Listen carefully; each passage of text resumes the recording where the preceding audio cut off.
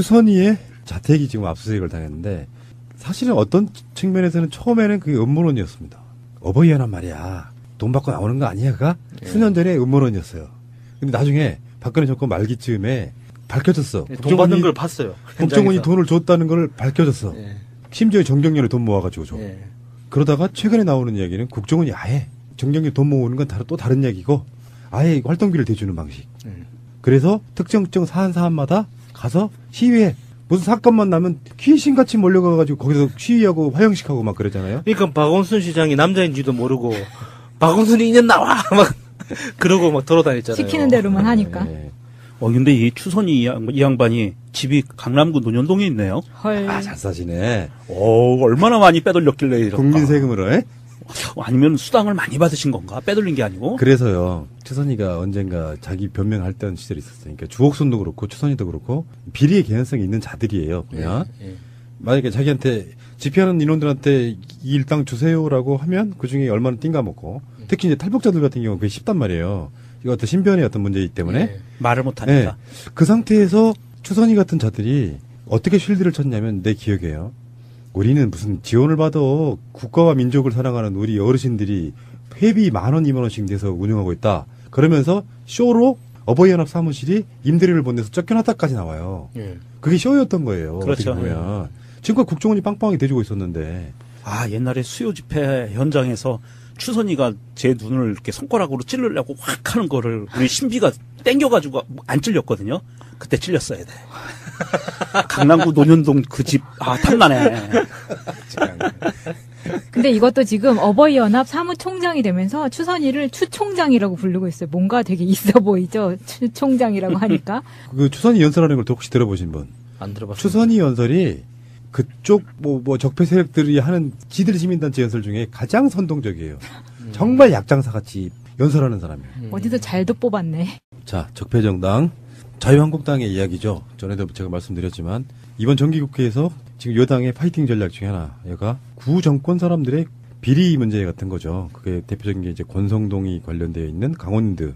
이봐 성동이 유행어 만들었다고 하시던데요. 뭐 그게 유행어예요. 이봐 성동이 나도 한 자리 챙겨줘. 근데 춘천지검에서 강원랜드 압수수색했어요. 20일 날. 그래서 뭐 수사를 한다고 하고 확실히 이런 지점이 있어요. 국회라고 하는 곳도 마찬가지지만 지방으로 내려가면 이 토호 세력들이 비리가 만만치가 않은데 예를 들면 강원도 쪽 같은 데 가면 각종 군 이런 데에서 의회가 있잖아요. 네. 근데 한쪽만 당선돼. 견제가 안 돼. 그렇다 보니까 이런 비리들이 사실상 거의 눈 감아진 상태로 가는 경우가 많습니다. 그 특정 지역 가면 진짜 그런 경우가 많거든요.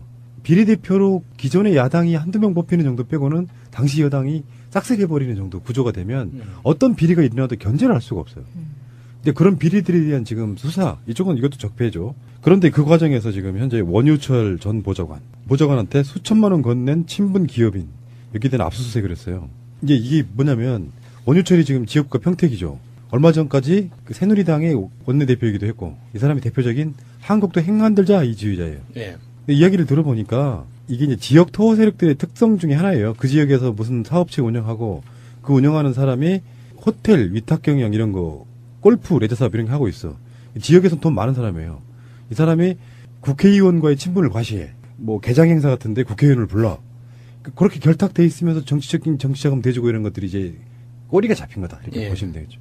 저는 이 기사 보면서 도대체 나는 뭐 하고 지냈던가 하는 생각을 많이 했어요. 하셨어요? 뭐 하셨어요, 도대체? 저는 다 커피도 사주고 밥도 사주고 그랬었거든요.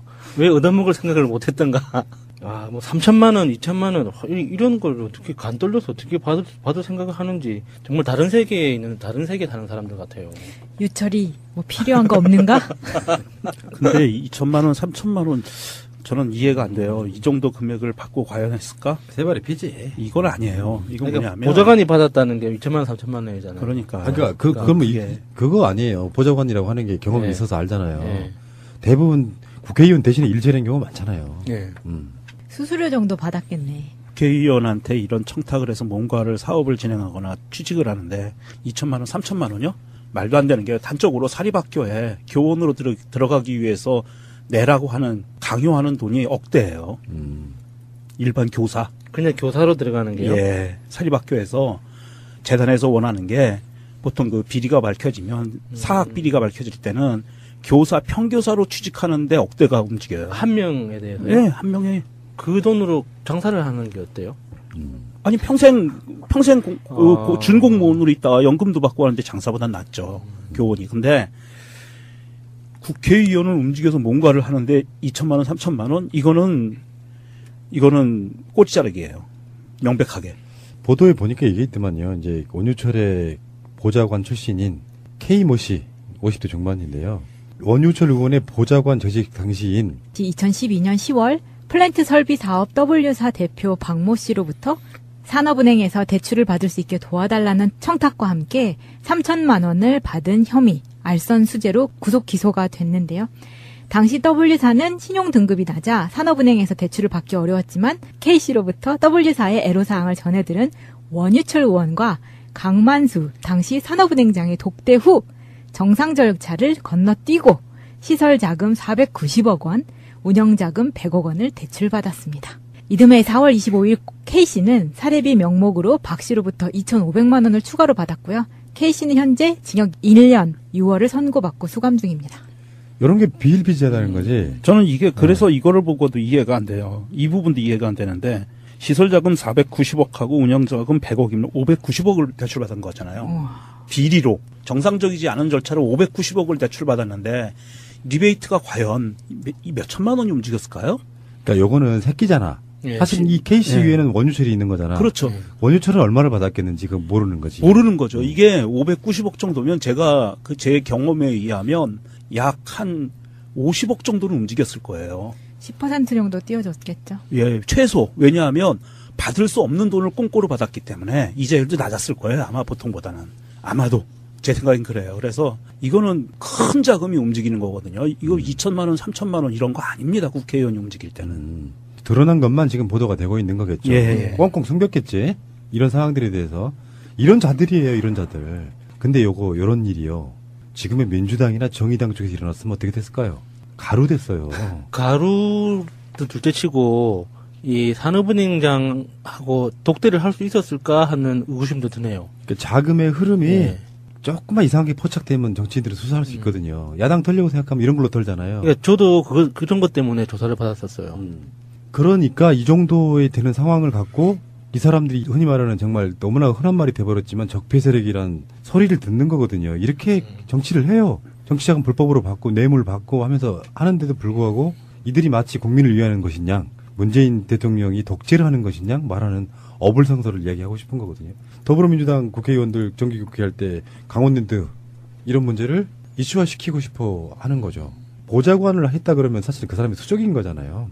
그러니까 정책적 능력이나 머리가 있으면 국회로 직접 들어가는 거고, 측근이면서 이제 국회로 들어갈 만한 어떤 상황들이 안 되는, 그런 실력은 안 되는 사람들은 정말 측근으로서 무슨 특보 이런 이름 달고 다니면서 지역사회 쓸고 다니고, 우리 의원님께서 뭐 지금 자금이 좀 필요하신데 뭐 필요하신 거 없으세요? 민원 청취한다는 명목으로. 그렇지 민원이. 예. 그렇게 해서 이제 우리가 막 흔히 말하는 구시대 정치는 상징이 그런 거잖아요. 장관을 하고 국회의원을 하면 얼마를 빼먹는다. 이런 방식이고, 지금 이쪽 민주화 세력 쪽에서는 사실상 고맙게도 이명박 박근혜 시대에 그런 짓 했다가는 아작나기 때문에 죽어도 할 수 없는 그런 시대를 거쳐왔던 거죠. 그 김영삼 정부 시절의 국회 풍경을 들어보면요. 모든 가방에는 현금이 들려 있었다고 하더라고요. 사실 그렇게 지금 더불어민주당 안에서 검찰 수사를 받을 수 있을 확률이 높은 분들이 다 나가서 새로운 당을 만들었죠. 그렇지. 그렇게 된 거예요. 예. 저분이 스스로 나가신 거예요. 시각이 아주 훌륭해. 자, 그리고 하나 더. 박찬주 이야기 또 해야 돼요. 박찬주가 갑질, 그러니까 직권남용이 아니라 뇌물수수 혐의로 구속영장이 청구됐어요. 그것도 군 검찰에 의해서.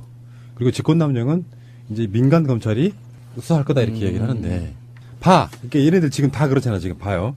권성동도 그렇고 원유철도 그렇고 박찬주도 그렇고, 박찬주가 누구라고? 박근혜를 땡땡라고 부르는 사람 중에 하나였던 거예요. 시스터. 박지만의 동기여서 예. 박지만의 동기들이 승승장구한 건 누구나 달려진 사실 아니잖아요. 예. 그러니까 박지만 백이 있다 보니 이놈들이 사실은 거기에 최순실과 정윤회가 있는지는 몰랐어. 내가 봤을 땐 그래. 한참 잘 나갈 때 말이에요. 그러니까 자기가 별 3개짜리일 때도 별 4개짜리일 때도 국방부 장관의 명령 정도는 받아버리는 거예요. 진짜로 실세였던 거죠. 근데 갑질만 했을까 우리가 의심을 했었거든요. 역시나. 뇌물수수가 있었어요. 이게 바로 국방비리인데 제2작전사령관 재직 당시 특정 민간업체가 부대 사업을 따내도록 편의를 봐주고 대가를 챙긴 정황이 포착이 된 건데요. 압수수색 계좌 추적을 통해서 민간 고철업자와의 돈 거래 정황이 포착됐습니다. 고철업자들이 확 들어오네요. 고철업자. 제가 근무했던 부대가 수송대대였거든요. 네. 자동차만 있는 부대였어요. 그러니까 기름을 얼마나 많이 쓰겠어요. 기름으로 해먹는다고 하죠. 전문용어로 해먹는 모습들을 정말 많이 봤는데. 근데 이 고철업자는, 고철업자가 야. 네, 입찰을 수주를 받았기 때문에 이제 완전히 잡힌 건데 박 대장은 관련 혐의를 부인하고 있습니다. 시인하진 않겠죠. 이게 고철업자가 돈 많이 벌었을 거예요. 왜냐하면 이 고철이 우리가 흔히 생각하듯이 뭐가 나오겠어라고 얘기하는데 군대는 요즘 PX로 바뀌었잖아요. PX가 편의점으로 바뀌었잖아요. 음료수 마시면 다 알루미늄 캔이에요. 알루미늄 캔에 스테인리스 꼬다리. 예. 그런 것들 많이 나오고요. 그런 거예요? 아니면 뭐 그리고 진짜 고철 장비 있죠. 네. 군용 장비가 네. 폐기되는 장비가 일반 민간 제품에 비해서 철 함량이 굉장히 좋은 품질이 좋은 고철이에요. 예를 들어서 자동차 앞에 범퍼라고 하죠. 네. 범퍼가 보통 민간 차량, 일반 차량들은 뭐 플라스틱으로도 돼 있고 알루미늄으로도 돼 있고 여러 가지 이게 뭐 합성 수지로도 돼 있고 한데 군용 차량은 100% 강철이거든요. 그러니까 그대로 갖다 팔면은 민간에서 뭐 이렇게 몇백 킬로 이렇게 하는 것보다 군용 트럭 프레임 하나가 훨씬 가격이 비싸요. 제2작전사령관 재직 시절 전에 우리가 말했던 제2군을 말하는 거예요. 그 모든 부대에서 나오는 고철들을 그렇죠. 독점할 수 있게 해주면 이 단위가 수십억 수백억으로 올라간다고. 그럼 여기서 얼마나 받으셨을까? 글쎄요. 그 인원이 몇 명이나 될까요? 어른 잡아도 그러면 보통 한 15만, 20만 원 되지 않을까요? 이렇게 보시면 될 것 같아요. 경기도 쪽이 수도권이 몰려있기 때문에 경기도 쪽에 있는 부대가 강원도 쪽에 있는 부대보다 한 2배 정도 많을 거라고 보거든요. 강원도 쪽의 어떤 사업권을 독점하도록 해줬다 그러면 받은 돈이 최소한 수억 대는 될 것 같습니다. 이건 추정치예요. 나는 그렇게 생각한다고. 못했던가. 뭐 3천만 원, 2천만 원 이런 걸 어떻게 간 떨려서 어떻게 받을 생각을 하는지 정말 다른 세계에 사는 사람들 같아요. 유철이 뭐 필요한 거 없는가? 근데 2천만 원, 3천만 원 저는 이해가 안 돼요. 이 정도 금액을 받고 과연 했을까? 세 발의 피지. 이건 아니에요. 이건 뭐냐면 보좌관이 받았다는 게 2천만 원, 3천만 원이잖아요. 그러니까. 그거 아니에요. 보좌관이라고 하는 게 경험이 있어서 알잖아요. 대부분 국회의원 대신에 일처리한 경우가 많잖아요. 수수료 정도 받았겠네. 국회의원한테 이런 청탁을 해서 뭔가를 사업을 진행하거나 취직을 하는데 2천만 원, 3천만 원이요? 말도 안 되는 게 단적으로 사립학교에 교원으로 들어가기 위해서 내라고 하는 강요하는 돈이 억대예요. 일반 교사. 그냥 교사로 들어가는 게요? 예. 사립학교에서 재단에서 원하는 게 보통 비리가 밝혀지면 사학 비리가 밝혀질 때는 교사 평교사로 취직하는데 억대가 움직여요. 한 명에 대해서요? 네, 한 명에. 그 돈으로 만약에 자기한테 집회하는 인원들한테 이 일당 주세요라고 하면 그 중에 얼마나 띵가 먹고 특히 이제 탈북자들 같은 경우 그게 쉽단 말이에요. 이거 어떤 신변의 어떤 문제이기 때문에 말을 못하니까. 그 상태에서 추선이 같은 자들이 어떻게 쉴드를 쳤냐면 내 기억에요. 우리는 무슨 지원을 받아 국가와 민족을 사랑하는 우리 어르신들이 회비 10,000원, 20,000원씩 내서 운영하고 있다. 그러면서 쇼로 어버이연합 사무실이 임대료를 못 내서 쫓겨났다까지 나와요. 그게 쇼였던 거예요. 그렇죠. 어떻게 보면. 지금까지 국정원이 빵빵하게 대주고 있었는데. 옛날에 수요 집회 현장에서 추선이가 제 눈을 이렇게 손가락으로 찌르려고 확 하는 거를 우리 신비가 땡겨가지고 안 찔렸거든요. 그때 찔렸어야 돼. 강남구 논현동 그 집, 탐나네. 근데 이것도 지금 어버이연합 사무총장이 되면서 추선이를 추총장이라고 부르고 있어요. 뭔가 되게 있어 보이죠? 추총장이라고 하니까. 그 추선이 연설하는 걸 혹시 들어보신 분? 안 들어봤어요. 추선이 연설이 그쪽 적폐 세력 뜬두명 뽑히는 정도 빼고는 당시 여당이 싹쓸이해버리는 정도 구조가 되면 어떤 비리가 일어나도 견제를 할 수가 없어요. 근데 그런 비리들에 대한 지금 수사, 이것도 적폐죠. 그런데 그 과정에서 지금 현재 원유철 전 보좌관한테 수천만 원 건넨 친분 기업인 몇 개 되는 압수수색을 했어요. 이제 이게 뭐냐면 원유철이 지금 지역구가 평택이죠. 얼마 전까지 그 새누리당의 원내대표이기도 했고 이 사람이 대표적인 한국도 행만들자 이 지휘자예요. 예. 이야기를 들어보니까 이게 이제 지역 토호 세력들의 특성 중에 하나예요. 그 지역에서 무슨 사업체 운영하고 그 운영하는 사람이 호텔, 위탁 경영 이런 거, 골프, 레저 사업 이런 거 하고 있어. 지역에서 돈 많은 사람이에요. 이 사람이 국회의원과의 친분을 과시해. 뭐 개장 행사 같은데 국회의원을 불러. 그렇게 결탁돼 있으면서 정치적인 정치자금 대주고 이런 것들이 이제 꼬리가 잡힌 거다. 이렇게 예. 보시면 되겠죠. 저는 이 기사 보면서 도대체 나는 뭐 하고 지냈던가 하는 생각을 많이 뭐 했어요. 하셨어요? 왜? 뭐 하셨어요, 도대체? 저는 다 커피도 사주고 밥도 사주고 그랬었거든요. 왜 얻어먹을 생각을 못.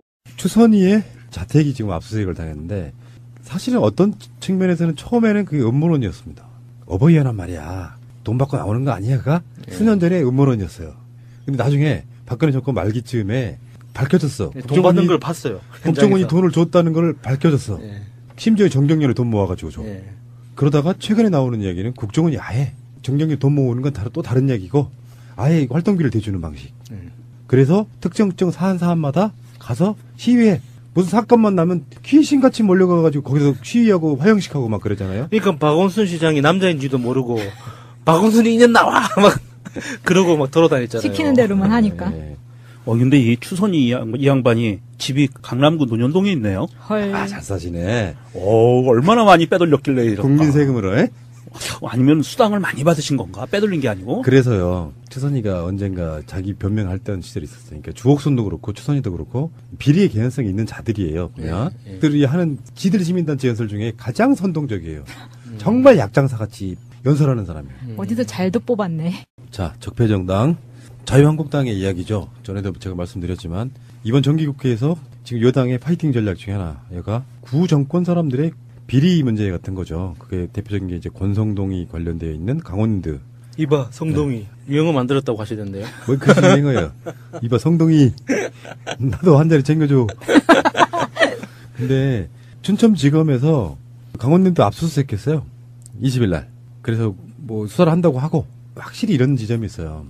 국회라고 하는 곳도 마찬가지지만, 지방으로 내려가면, 이 토호 세력들이 비리가 만만치가 않은데, 예를 들면 강원도 쪽 같은 데 가면 각종 군 이런 데에서 의회가 있잖아요. 네. 근데 한쪽만 당선돼. 견제가 안 돼. 그렇다 보니까 이런 비리들이 사실상 거의 눈감아진 상태로 가는 경우가 많습니다. 특정 지역 가면 진짜 그런 경우가 많거든요. 비례대표로 기존의 야당이